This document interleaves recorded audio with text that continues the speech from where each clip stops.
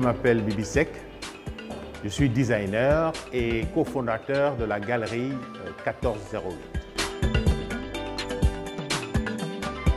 Design, c'est résoudre les problèmes des autres.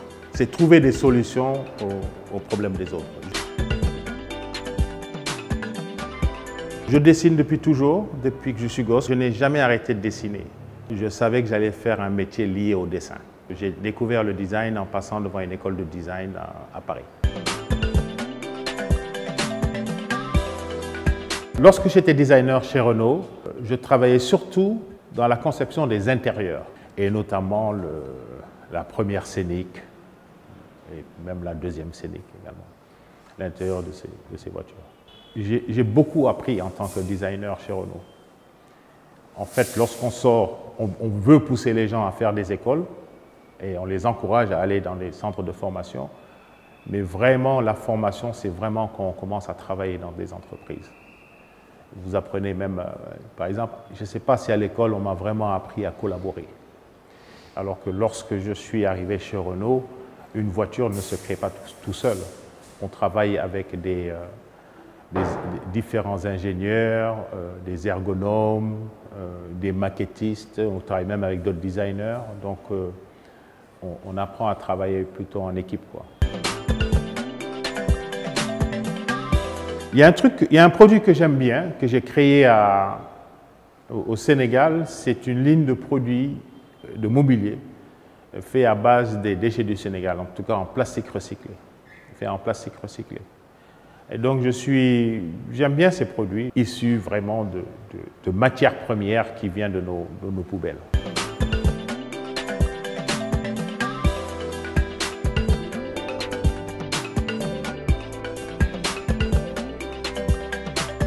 Bon, lorsque j'ai quitté Renault, j'ai créé, avec mon partenaire Aïché Bissel, nous avons créé une agence de design basée à New York et qui s'appelle Bissel + Seck.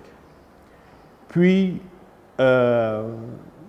petit à petit, en venant de plus en plus souvent au Sénégal, j'ai commencé à flirter avec des artisans locaux. Aussi bien dans le bois, la menuiserie métallique, des bijoutiers. Mais je trouvais ça en fait très plaisant et informel. Au Sénégal, en travaillant vraiment avec des artisans avec qui on commence à lier une relation émotionnelle, ce qui est important pour moi, la relation émotionnelle, on fait des trucs des choses qu'on a envie, on passe du temps ensemble et on comprend très vite que les meilleures choses se font à plusieurs. On est entouré d'artisans, c'est-à-dire que nous sommes nous-mêmes, au final, on finit par nous-mêmes être des artisans. Voilà. Après, il y a des sociétés qui vendent des mobiliers qui sont venus d'Europe ou d'ailleurs de Chine, etc. Mais je pense que les populations entretiennent de meilleurs rapports émotionnels avec l'artisan du quartier, qui va leur faire une chambre, un lit, une table, etc., qu'avec des sociétés ou des boutiques qui importent des produits qui viennent de l'extérieur. Je trouve assez intéressant de travailler ou de participer à la mise en valeur de l'artisanat avec mon métier qui est le design. Lorsque j'étais designer chez Renault, je donnais aussi le soir des cours de design. Et j'ai toujours été aussi inspiré, et le mot est juste, par la formation, c'est-à-dire de travailler avec des jeunes en partageant mon expérience et ma connaissance et tirant d'eux aussi une espèce de jeunesse, d'un nouveau regard sur les choses. Je trouve que ça a été pour moi très inspirant. Mais ce que j'aimais surtout, c'est d'enseigner aux jeunes la pratique du dessin. Ça m'a toujours intéressé de travailler avec les jeunes pour leur montrer que le dessin était important.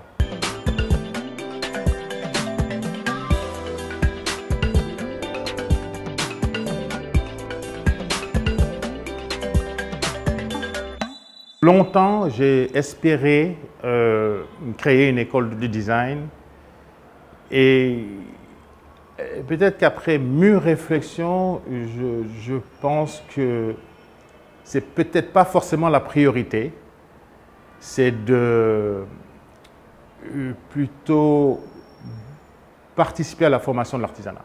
C'est-à-dire qu'en fait, le designer, ici en Afrique, devrait être l'artisan. C'est-à-dire que c'est à l'artisan qu'on devrait enseigner le design. Moi, je trouve des artisans ici qui, non seulement ils savent très bien faire les choses, mais en plus, ils sont assez créatifs. Mais il manque de certaines formations.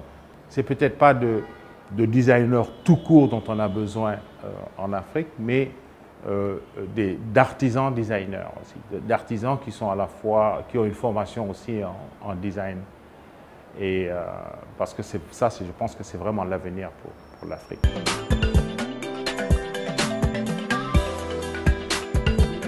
Je pense que je travaillerai dans les problèmes qu'ils ont tous les jours.